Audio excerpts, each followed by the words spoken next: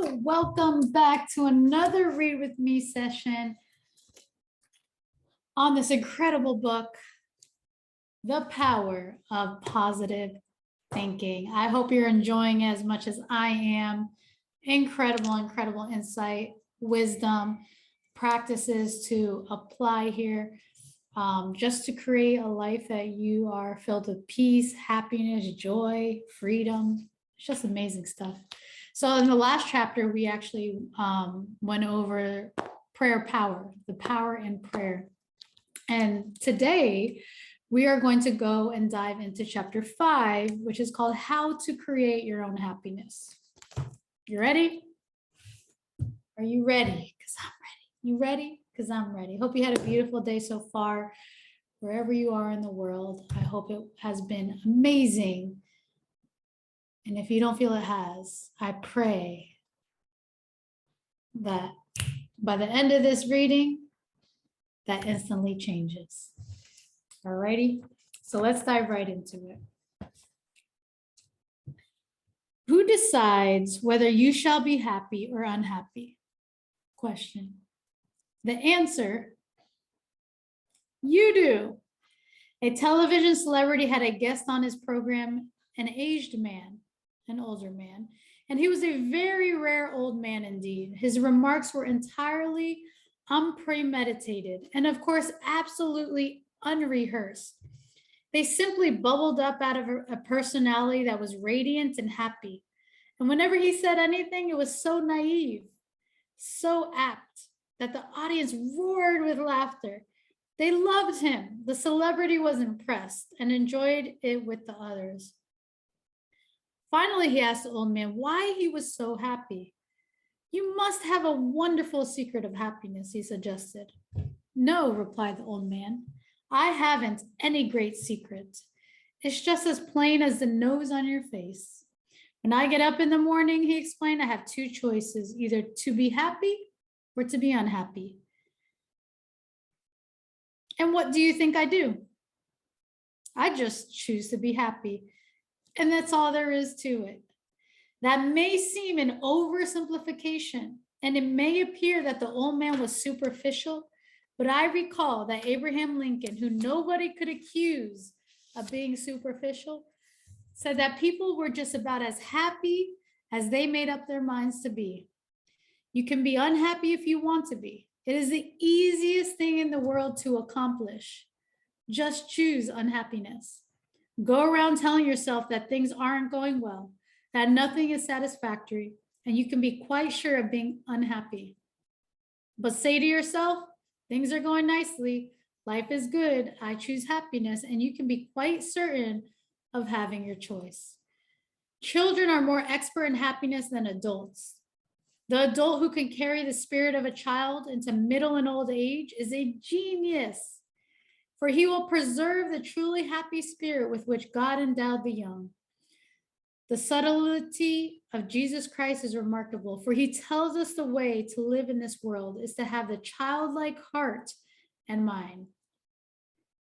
In other words, never get old or dull or jaded in spirit. Don't become super sophisticated. My little daughter, Elizabeth, aged 9, has the answer to happiness. One day I asked her, are you happy, honey? Sure, I'm happy, she replied. Are you always happy, I asked. Sure, she answered, I'm always happy. What makes you happy, I asked her. Why, I don't know, she said. I'm just happy. There must be something that makes you happy, I urged. Well, she said, I'll tell you what it is. My playmates, they make me happy. I like them. My school makes me happy. I like to go to school. I didn't say anything, but she never got that from me. I like my teachers, and I like to go to church. I like Sunday school and my Sunday school teacher. I love my sister Margaret and my brother John. I love my mother and father. They take care of me when I'm sick, and they love me and are good to me. This is Elizabeth's formula for happiness, and it seems to me that's all there. Her playmates that are associates, her school, the place where she works, her church and Sunday school where she worships, her sister, brother, mother, father, that means the home circle where love is found.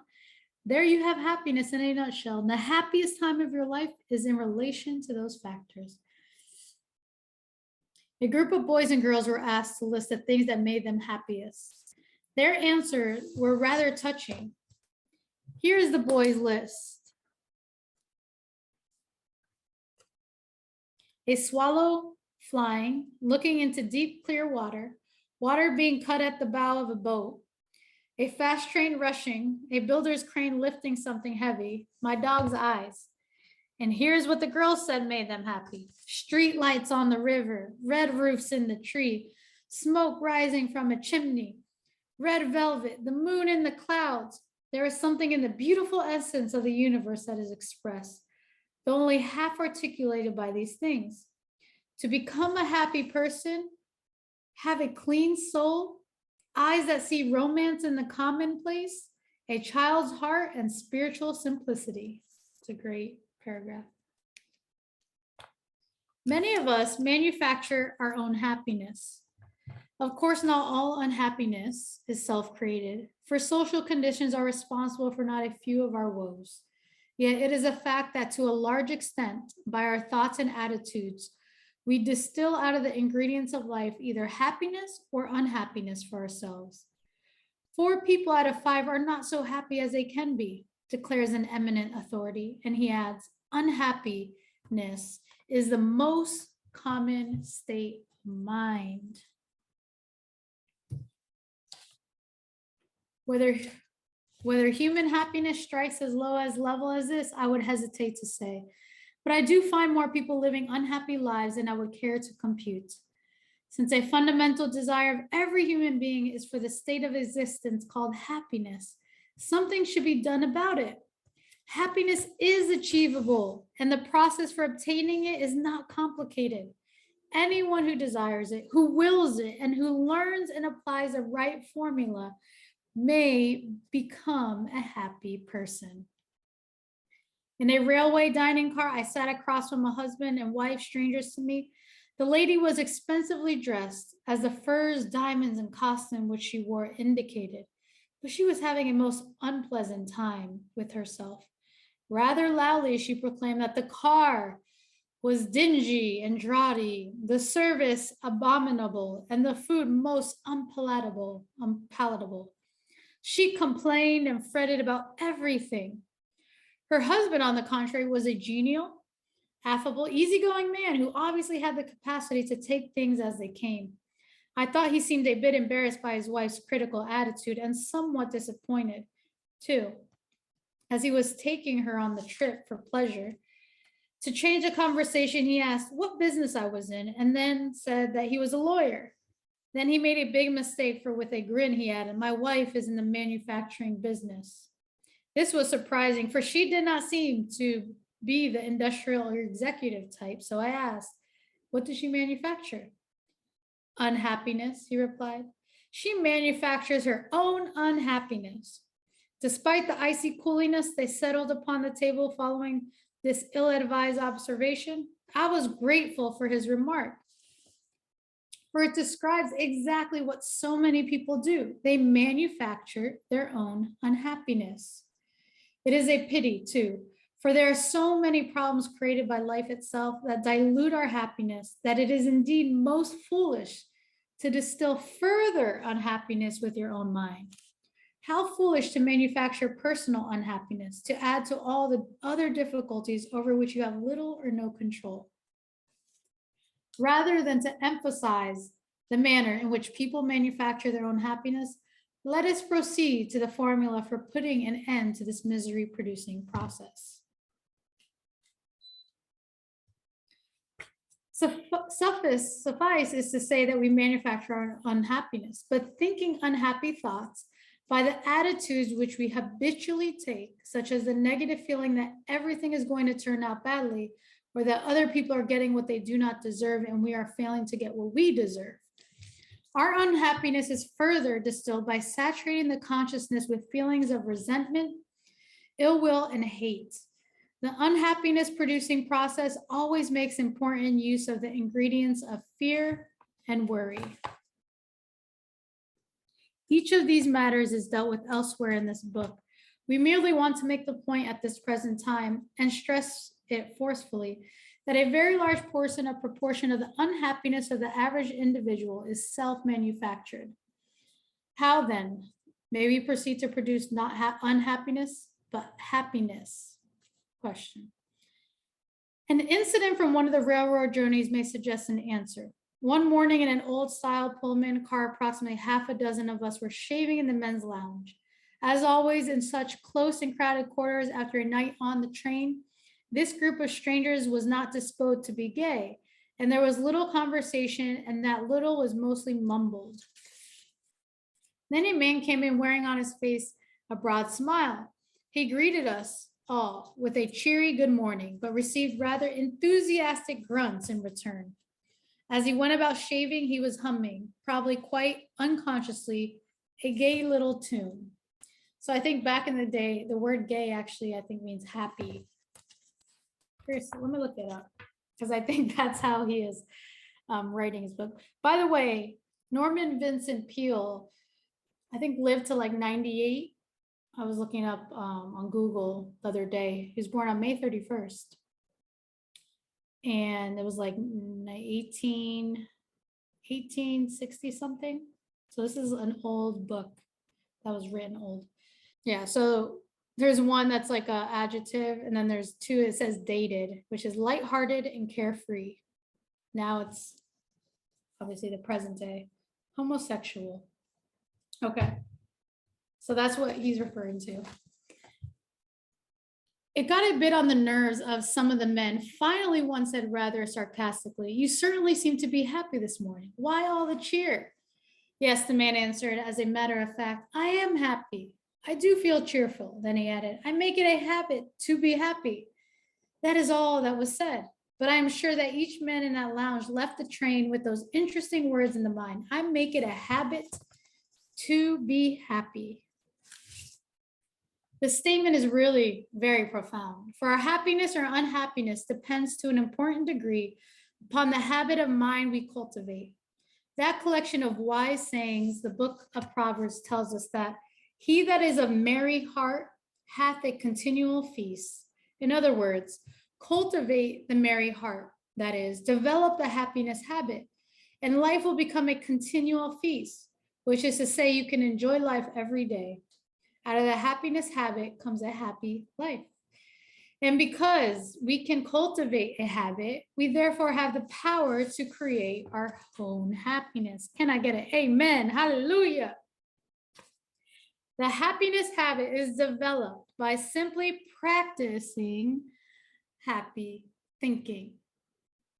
Make a mental list of happy thoughts and pass them through your mind several times every day. If an unhappiness thought should enter your mind, immediately stop. Consciously eject it and substitute a happiness thought. Every morning before waking up, before rising, lie relaxed in bed and deliberately drop happy thoughts into your conscious mind.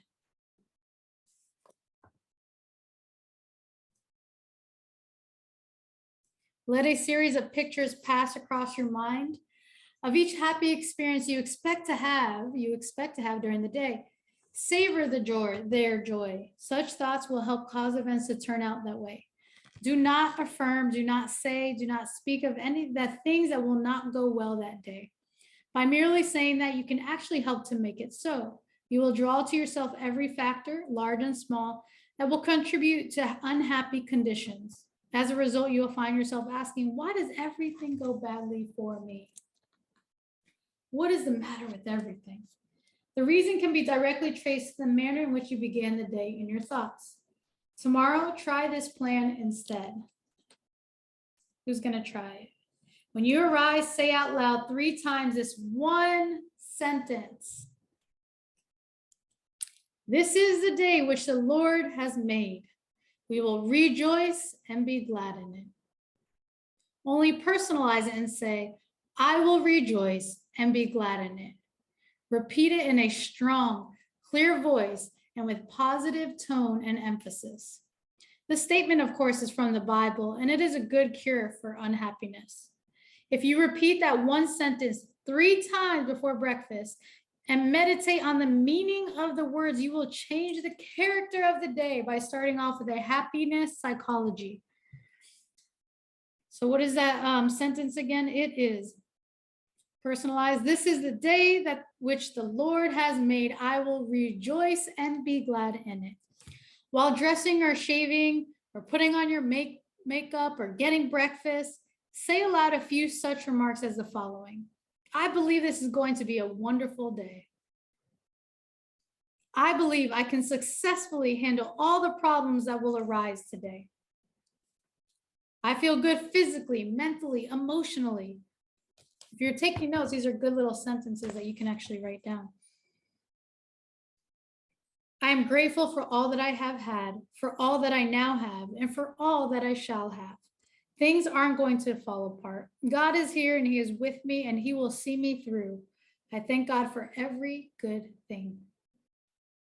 I once knew an unhappy sort of fellow who always said to his wife at breakfast, "This is going to be another tough day." He didn't really think so, but he had a mental quirk whereby if he said it was going to be a tough day, it might turn out pretty well. But things really started going badly with him, which was not surprising. For if you visualize and affirm an unhappy outcome, you tend to create just that type of condition. So affirm happy outcomes at the start of every day, and you will be surprised at how often things will turn out so. But it is not sufficient to apply to the mind even such an important affirmation therapy as I suggested, unless throughout the day you also base your actions and attitudes upon fundamental principles of happy living.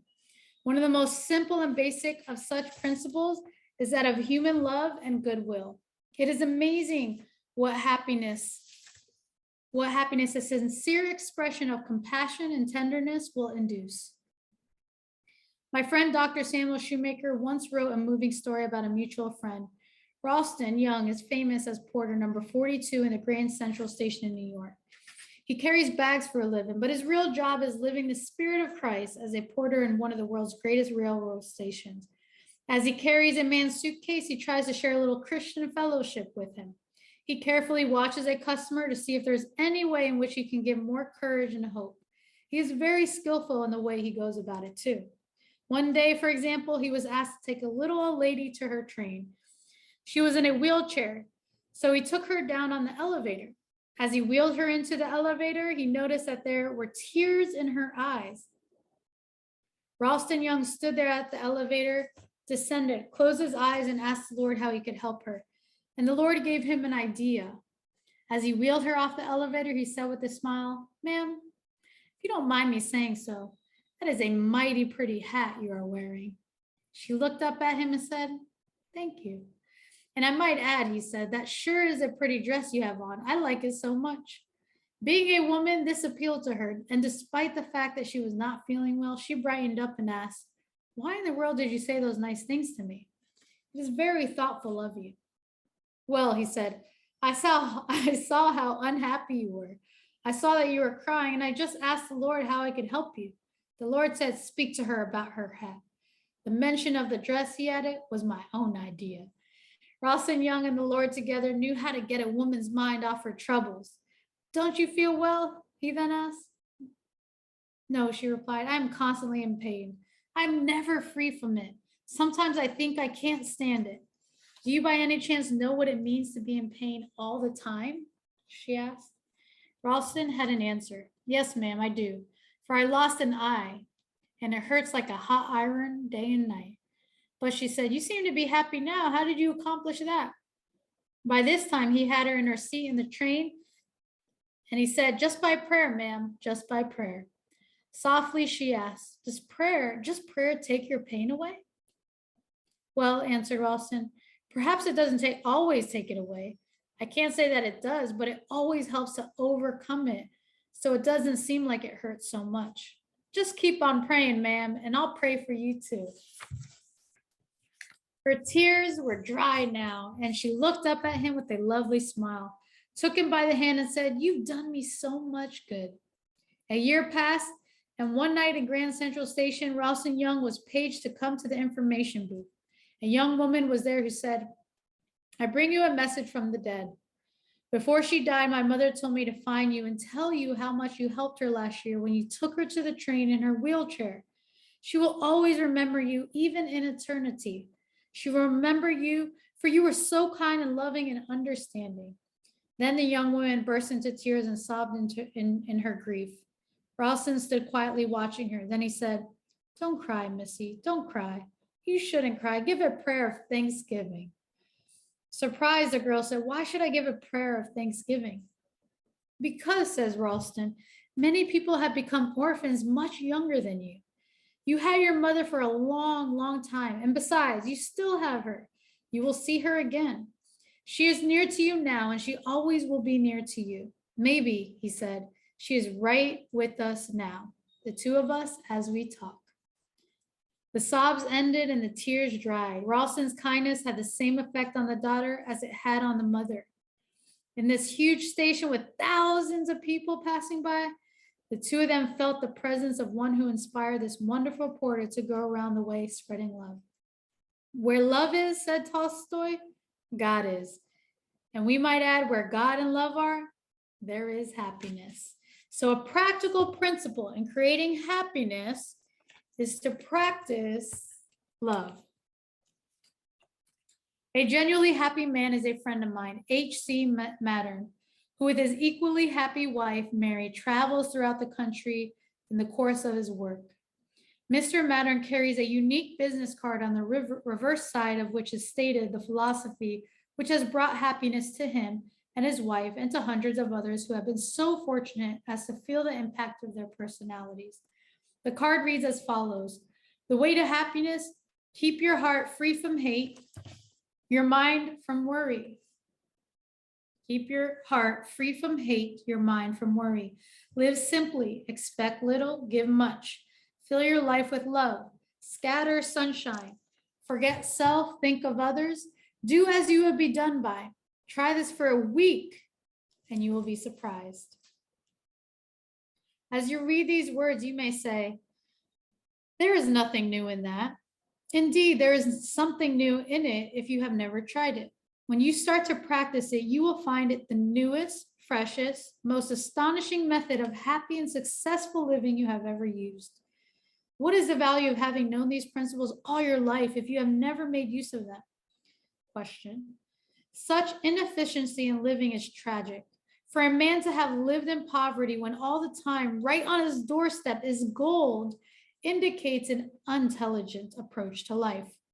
This simple philosophy is the way to happiness. Practice these principles for just 1 week, as Mr. Mattern suggests, and if it has not brought you to beginnings of real happiness, then your unhappiness is very deep-seated indeed. Of course, in order to give power to these principles of happiness and make them work, it is necessary to support them with a dynamic quality of mind. You are not likely to secure effective results, even with spiritual principles, without spiritual power. When one experiences a dynamic spiritual change inwardly, success with happiness producing ideas become extraordinarily easy. If you begin to use spiritual principles, however awkwardly, you will gradually experience spiritual power inwardly. I can assure you that this will give you the greatest surge of happiness you have ever known. It will stay with you too, as long as you live a God-centered life. In my travels about the country, I have been encountering an increasing number of genuinely happy individuals. These are persons who have been practicing the techniques described in this book, in which I have presented in other volumes and in other writings and talks, and which other writers and speakers have likewise been given to receptive people. It is astonishing how people can become inoculated with happiness through an inner experience of spiritual change. People of all types everywhere are having this experience today. In fact, it has become one of the most popular phenomena of our times. And if it continues to develop and expand, the person who has not had a spiritual experience will soon be considered old-fashioned and behind the times. Nowadays, it is smart to be spiritually alive. It is old foggism to be ignorant of that happiness-producing transformation which people everywhere are enjoying at this time. Recently, after finishing a lecture in a certain city, a big, strapping, fine-looking man came up to me. He slapped me on the shoulder with such force that it almost bowed me over. Doctor, he said in a booming voice, how about coming out with the gang? Question mark. We are having a big party at the Smith's house and we would like you to come along. It's going to be a whale of a shindig and you ought to get on it. So ran his racy invitation. Well, obviously this didn't sound like a proper party for a preacher. And I was hesitant. I was afraid I might cramp everyone's style. So I began to make excuses. Oh, forget it, my friend told me. Don't worry, this is your kind of party. You will be surprised. Come on along. You will get the kick of your life out of it. So I yielded and went along with my buoyant and racy friend. And he was certainly one of the most infectious personalities I had encountered in quite a while. Soon we came to a big house set back among trees with a wide, sweeping driveway up to the front door. From the noise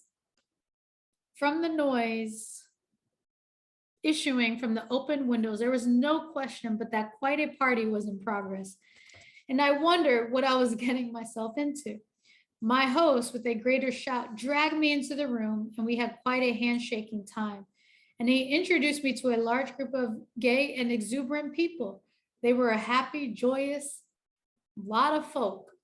I looked around for a bar, but there wasn't any. All that was being served was coffee, fruit juice, ginger ale, sandwiches, and ice cream, but there was lots of those. These people must have stopped somewhere before coming here, I remarked to my friend. He was shocked and said, stop somewhere, question mark. Why? You don't understand?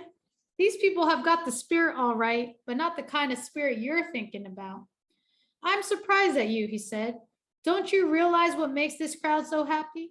They have been renewed spiritually. They've got something. They have been set free from themselves. They have found God as a living, vital, honest to goodness reality. Yes, he said, they have got a spirit all right, but it isn't that kind you get out of a bottle. They have got spirits in their hearts. Then I saw what he meant. This wasn't a crowd of sad-faced, stodgy people. They were the leaders of that town, businessmen, lawyers, doctors, teachers, society people, and a lot of simpler folk besides. And they were having a wonderful time at this party, talking about God, and they were doing it in the most natural manner imaginable. They were telling one another about the changes that had occurred in their lives to revitalize spiritual power. Those who have the naive notion that you can't laugh and be gay when you are religious should have been in on that party. Well, I went away from that party with the Bible verse running through my mind. In him was life, and the life was the light of men. John 4. That was the light I saw on the faces of those happy people. An inner light was reflected outwardly on their faces, and it came from an effervescent spiritual something that they had taken into themselves. Life means vitality, and these people obviously were getting their vitality from God. They had found the power that creates happiness. This is no isolated incident. I venture the assertion that in your own community, if you will look around for them, you will find lots of people just like those described above.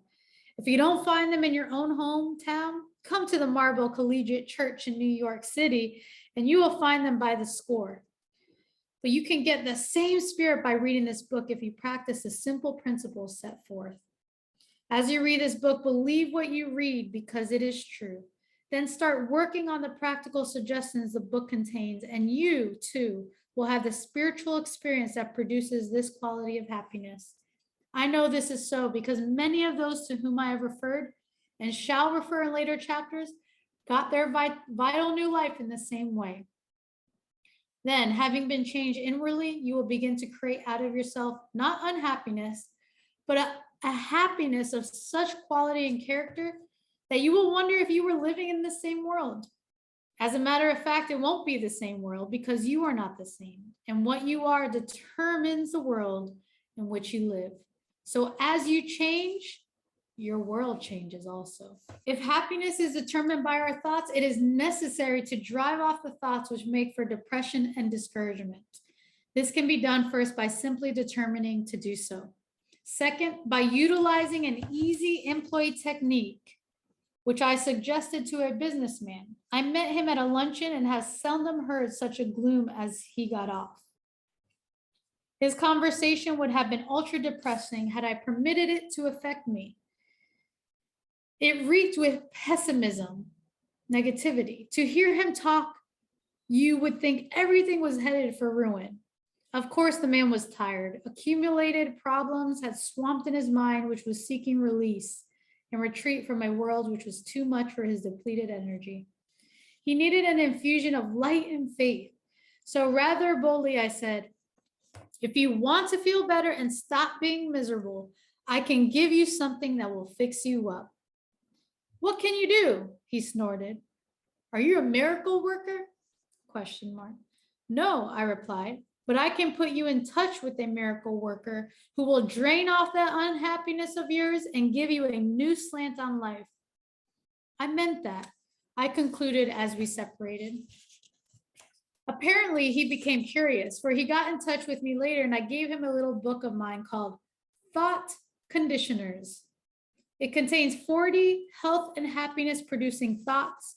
Inasmuch as it is a pocket-sized booklet, I suggested that he carry it for easy consultation and that he drop one of the suggested thoughts in his mind every day for 40 days.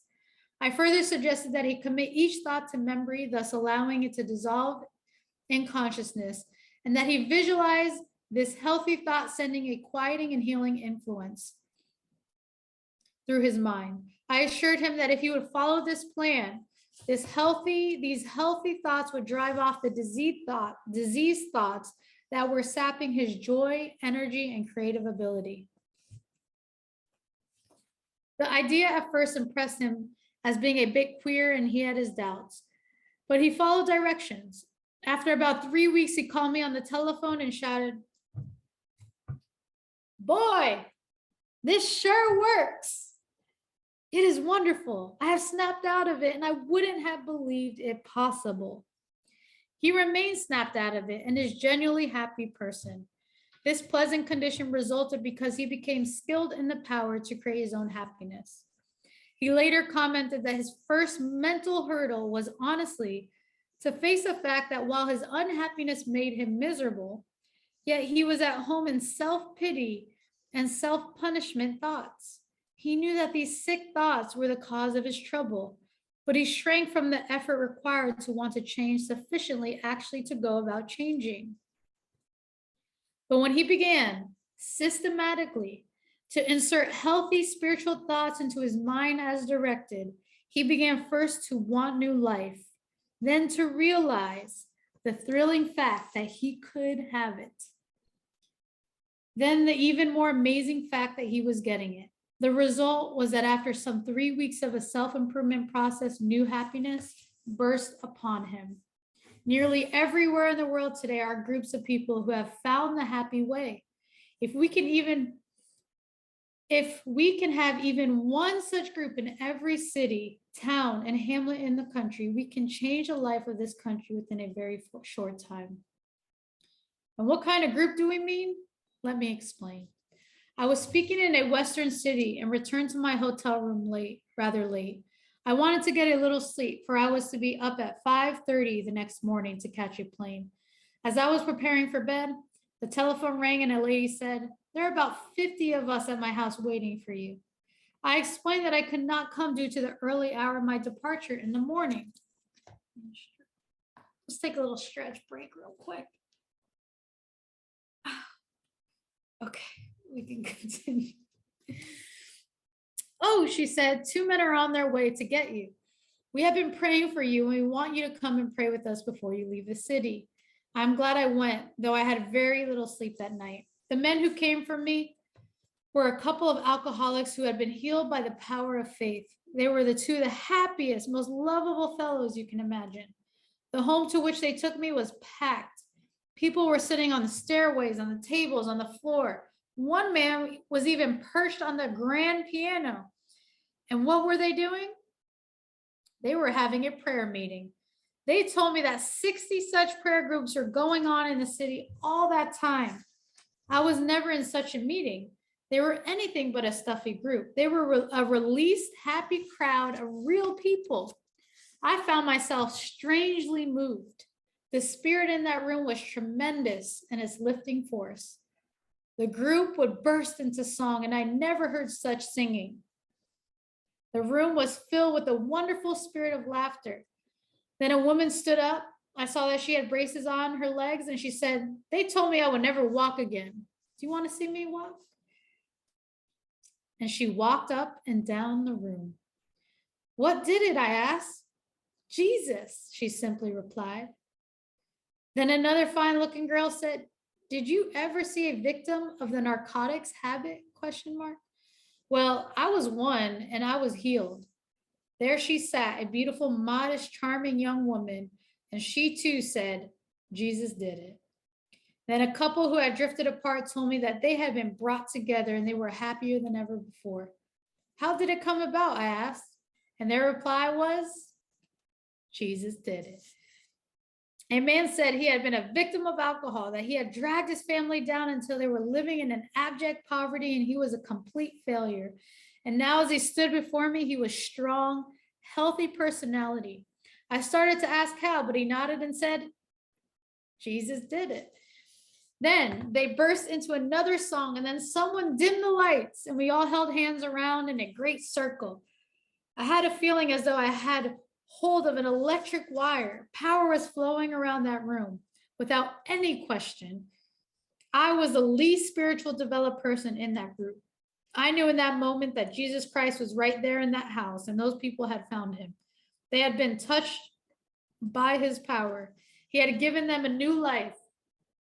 This light bubbled up in an irresistible evanescence. This is the secret of happiness. All else is secondary. Get this experience and you've got real, unalloyed happiness, the best the world offers. Don't miss it, whatever you do in this life, for this is it. I get a hallelujah, amen. What an amazing, amazing chapter, incredible testimonials. How to create your own happiness. As you started this chapter, we can choose each day, we can choose happiness or unhappiness. And it's those little practices, like as we wake up, the thoughts that come in, what are we thinking? You know, what is that space we're going to hold into? And if something creeps up that is unhappiness, that is opposite, we got to come in and interject it to train our mind to state how the day will go. You're the master. You're the master of your life. You're the master of how you feel. But it's going to come with practice because we've habitually practiced to think a certain way. And so these little practices that he shares and knowing that it's not you, but you're tag teaming with the most powerful force in the universe. Okay. Incredible. I appreciate you. I love you. I believe in you. I'm so excited for you. I'm so happy for you. Happy and grateful that you are here listening, reading with me. If you need to re-listen to this chapter, re-listen to it. Keep this link on you whenever you do need it. Yeah, it's just a beautiful chapter. And it's so true that like everybody in this world wants to be happy. It's like everybody wants to really, really, really be truly happy. And the beautiful thing is that we have the answers. We have the power to choose it in every moment and every day. Amazing. All right. I appreciate you. We'll see you in the next chapter, chapter 6, which is called Stop Fuming and Fretting. All right. Let me know how you like that. If you enjoyed that chapter, go ahead and share it with somebody else to bless somebody else today. And we'll see you in the next chapter. All right. Have a beautiful rest of your day. We'll talk soon.